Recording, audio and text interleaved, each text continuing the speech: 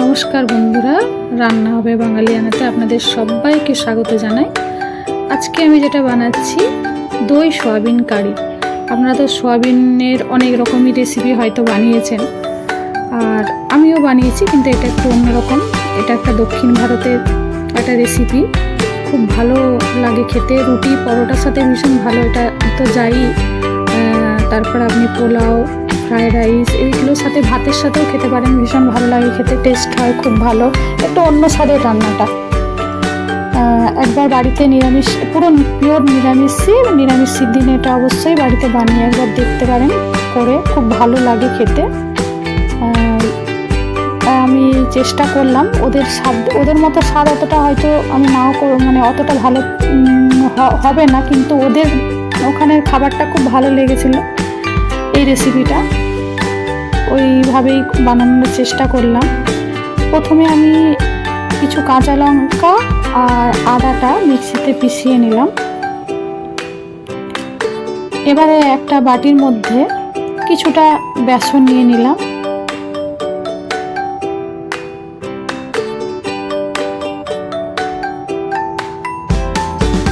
এবং কিছুটা টক দই নিয়ে নিলাম।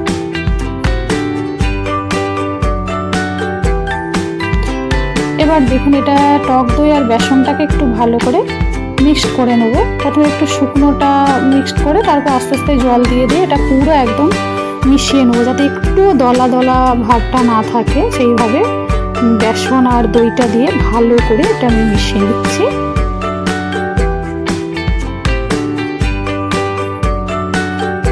এটা খুব একটা মশলা বা খুব একটা কিছু দিতে লাগে না, খুব তাড়াতাড়ি হয়ে যায়। এবার দেখুন, আমি সিদ্ধ করে নিয়েছিলাম সয়াবিনগুলোকে একটু নুন হলুদ দিয়ে, সেই সয়াবিনটাকে উঠিয়ে রাখলাম। এবার কড়াইয়ে তেল গরম করতে দিয়েছি।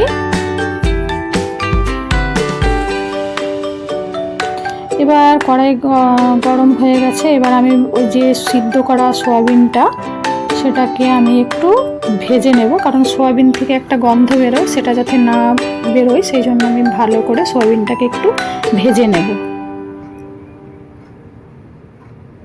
দেখুন, ভেজে তুলে রেখেছি সয়াবিনটাকে। এবার আবারও কড়াইয়ের মধ্যে তেল দিচ্ছি রান্নাটা করার জন্য।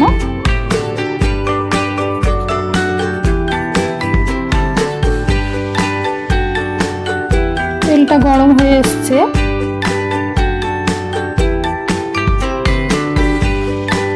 এবার আমি দেখুন ফোড়নের জন্য যেটা দিচ্ছি সেটা হচ্ছে মৌরি, গোটা মৌরি ফোড়ন দেব। একটা শুকনো লঙ্কা দিয়েছি, দুটো ছোট এলাচ দিয়েছি, আর সর্ষে দিয়েছি।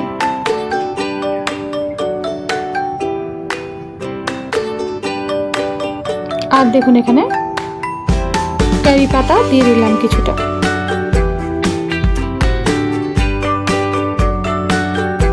এবারে দেখুন, আদা আর লঙ্কার যে পেস্টটা করেছিলাম সেটা আমি এখানে কড়াইয়ের মধ্যে দিয়ে দিলাম, দিয়ে ভালো করে একটু কষিয়ে নিচ্ছি।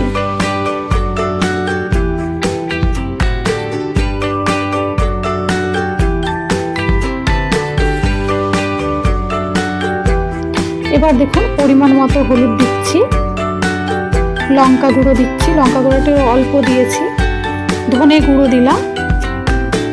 লঙ্কাটা আপনাদের যেরকম খান ঝাল, সেই অনুযায়ী আপনারা কম বেশি দিবেন। এবার দেখুন, আমি একটু টমেটোর সস দিয়ে দিচ্ছি এখানে,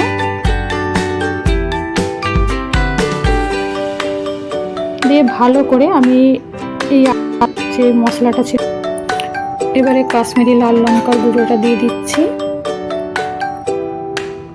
যাতে রংটা ভালো আসে।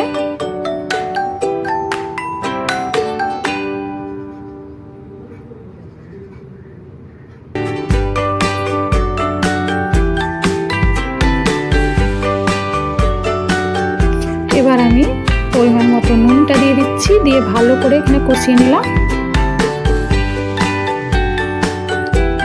এবার এটা ওই যে বেসন আর দইয়ের যে মিশ্রণটা করে রেখেছিলাম সেটা এখানে ঢেলে দিচ্ছি। দেখুন, এবারে ভালো করে আমি কষিয়ে নিচ্ছি দই ও বেসনের মিশ্রণটা। এটাকে ভালো করে নাড়াচাড়া করতে হবে, নাহলে লেগে যাবে।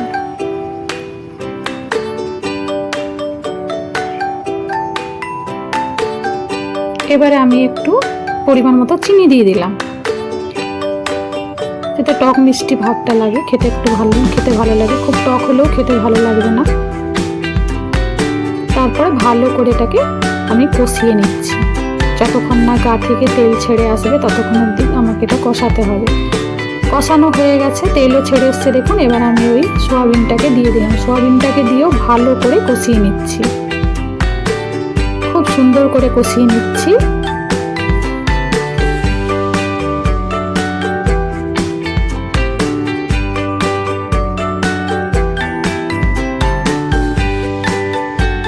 ভিডিওটা আপনাদের ভালো লাগলে পাশে থাকবেন, লাইক, শেয়ার, কমেন্ট, সাবস্ক্রাইব করে দেবেন এবং রান্নাটা ভালো লাগলে অবশ্যই বাড়িতে একবার বানাবেন, আমাকে কমেন্ট করে জানাবেন।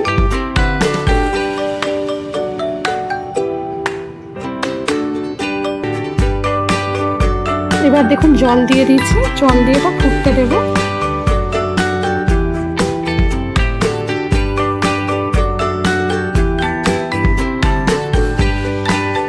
এবারে আমি একটা পাত্রের মধ্যে ঢেলে রেখে দিলাম। এবারে আমি একটা ঘিয়ের তড়কা লাগাবো, সেই জন্য আমি কড়াইয়ের মধ্যে ঘি কিছুটা দিয়ে দিলাম, কারণ তেল দিয়ে প্রথমে রান্নাটা হয়েছে, সেই জন্য একটু পরিমাণে কম ঘি দিয়েছি, শুধু তড়কাটা দেওয়ার জন্য, যাতে সেন্টটা ভালো আসে। এবার ঘিটা একটু গরম হতে দিয়েছি। এবারে আমি 2টো শুকনো লঙ্কা দিয়ে দিলাম ফোড়নের জন্য।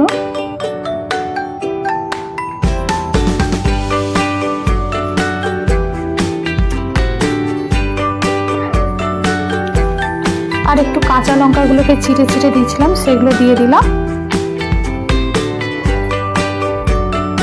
দেখুন আদাগুলোকে এইভাবে সরু সরু লম্বা লম্বা করে কেটেছি, ওটাও দিয়ে দিলাম, দিয়ে একটু ভাজা ভাজা করছি। দেখুন ক্যারি পাতা দিয়ে দিলাম কিছুটা।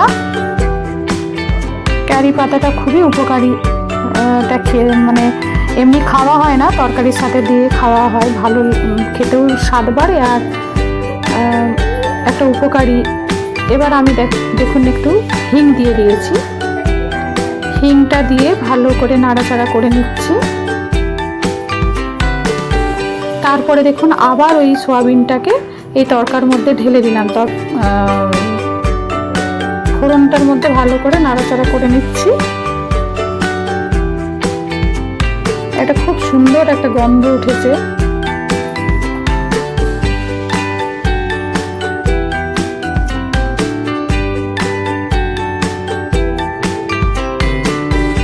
এবার দেখুন উপর থেকে আমি কিছুটা ধনেপাতা ছড়িয়ে দিলাম, দিয়ে ভালো করে মিশিয়ে নিচ্ছি ধনেপাতাটা।